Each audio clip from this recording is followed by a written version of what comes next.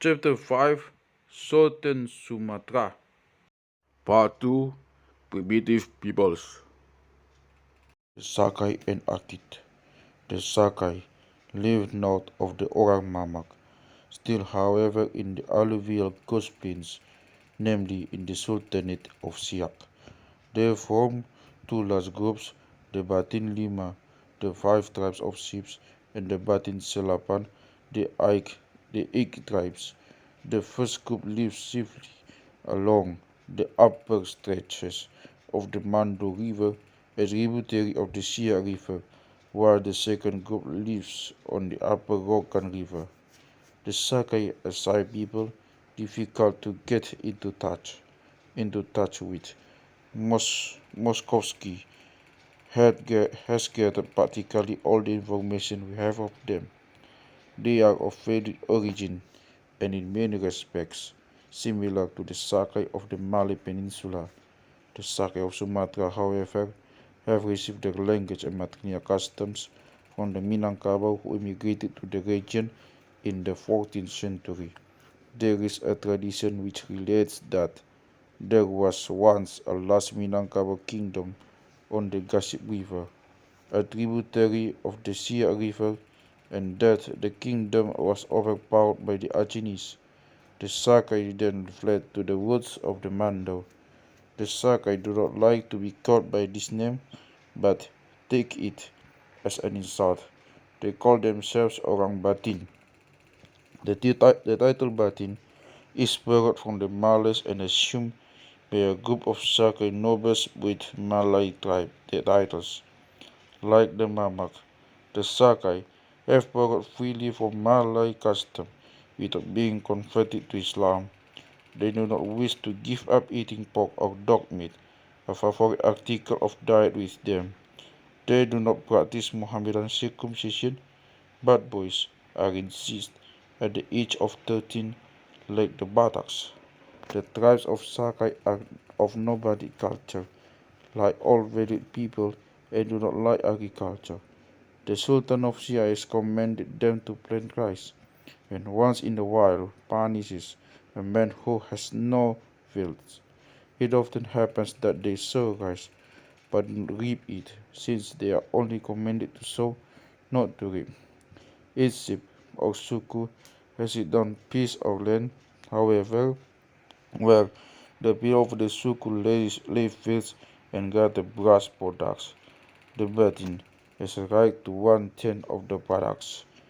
For the chief plant of nourishment, the tapioca plant, the ground must be changed every 3 years. The Sake also cultivate yams, taro, beets, pepper, melons, sugarcane, pineapple, and bananas. Tobacco and betel they buy from the Malays.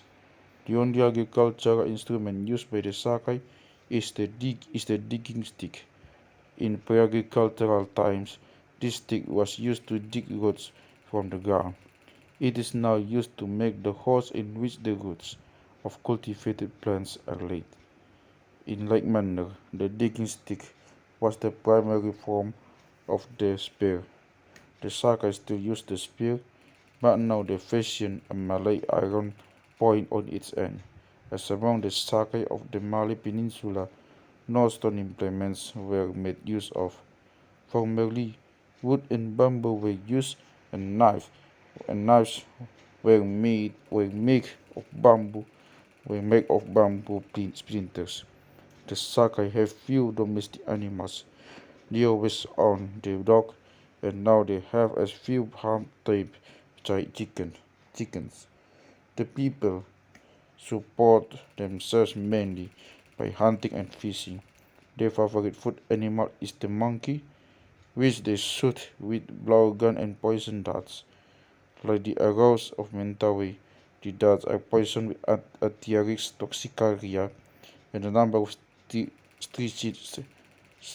strychnine plants.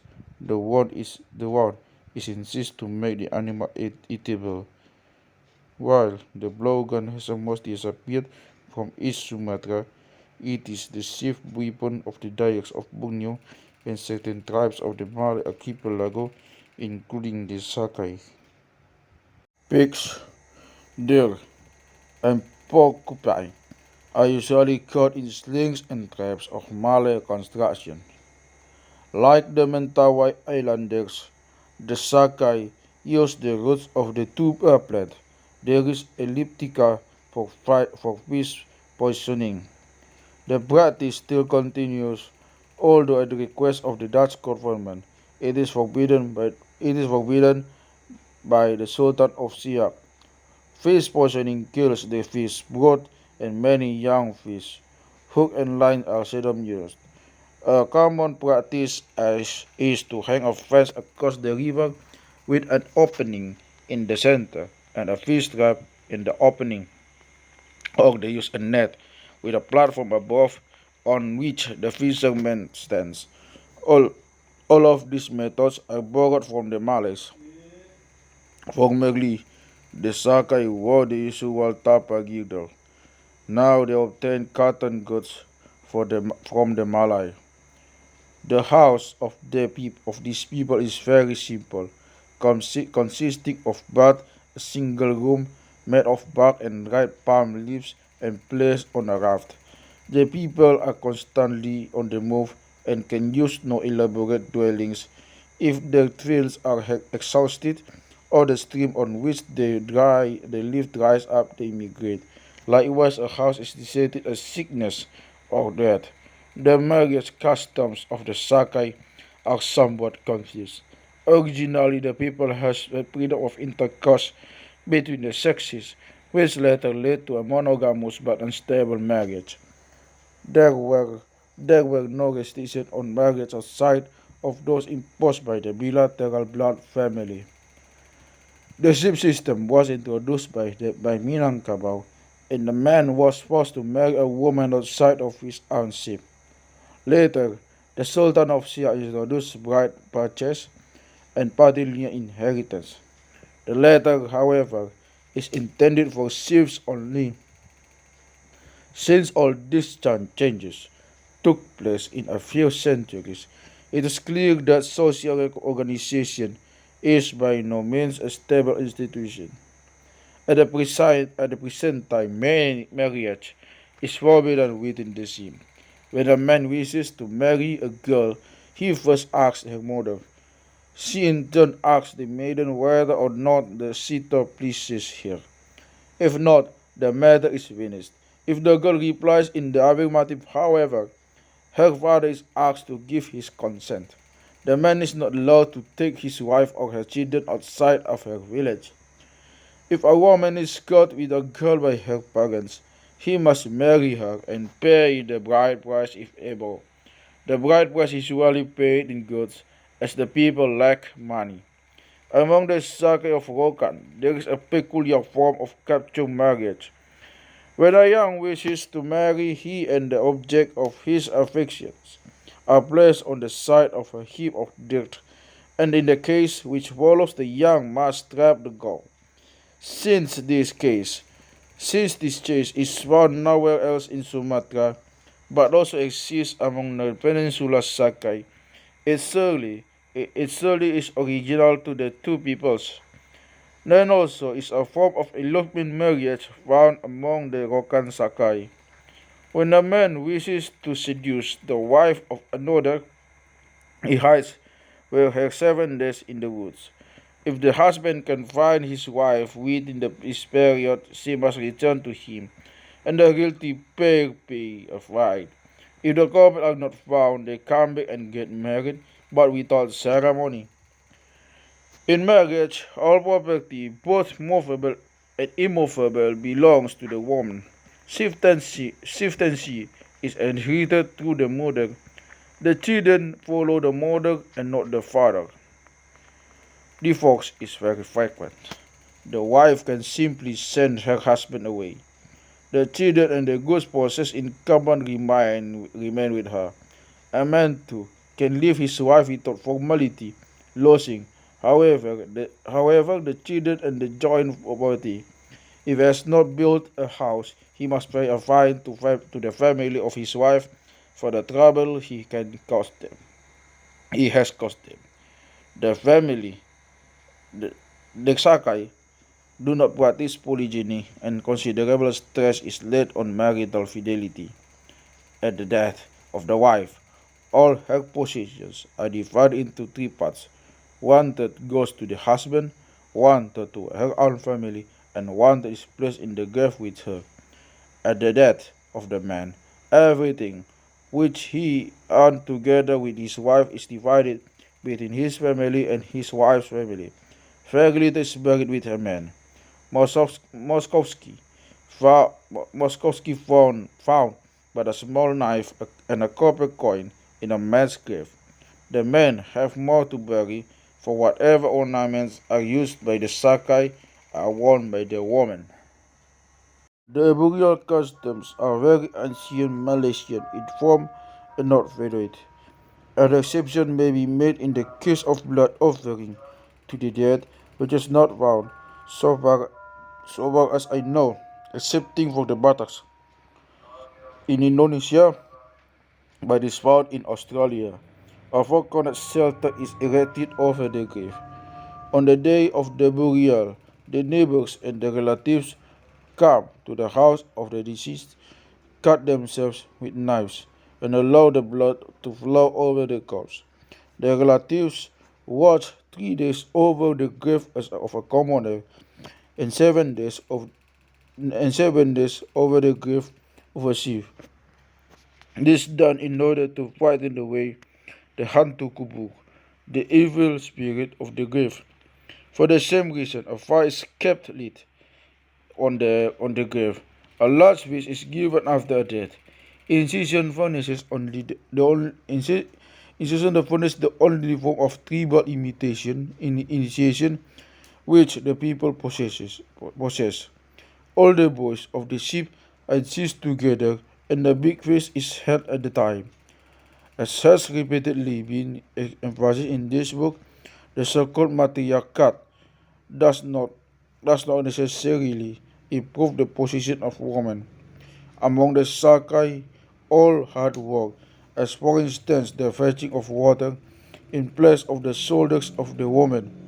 Moskowski writes that the Reichs writes that the rights which the women have de jure and practice de facto by the male members of the family.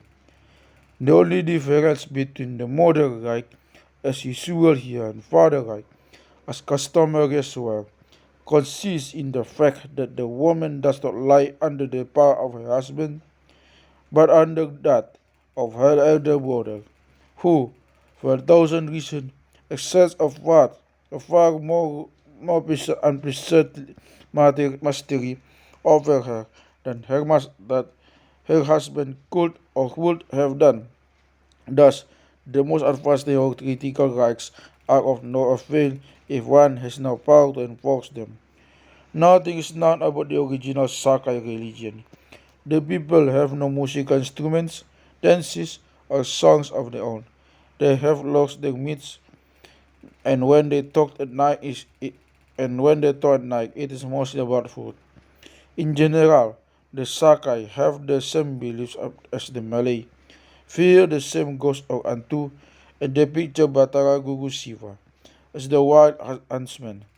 The evil ghosts are the cause of all disease, and the most important function of the shaman is to drive them out of the body of the patient.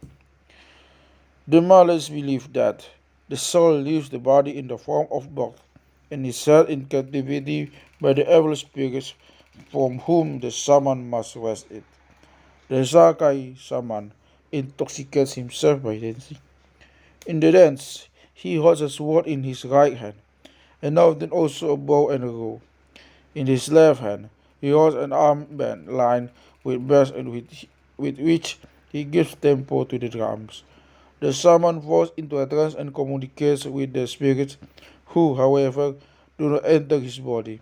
When the shaman comes to, he says that the Palladian need not fear as he has the spirits in his power. In the second performance, the shaman sucks disease out of the patient. The Sakai, like all other primitive peoples, must at one time have had, have had their own medicine men or sheikhs. They have lost this, and as Moskowski writes, they now imitate Malay hocus pocus because they have nothing better. There are two tribes of Akit in the Sultanate of Siak. Originally they were coast dwellers, but now they live on the Mandal and Siak rivers. Their name is said to be derived from their custom of building their houses on rafts. The physical culture of the Akit is interesting, for they are a very mixed race. Moskowski observes straight-haired, curly, or wavy-haired, and even woolly-haired individuals. Thus, there is probably a strain of Semang or Negrito blood among these primitives.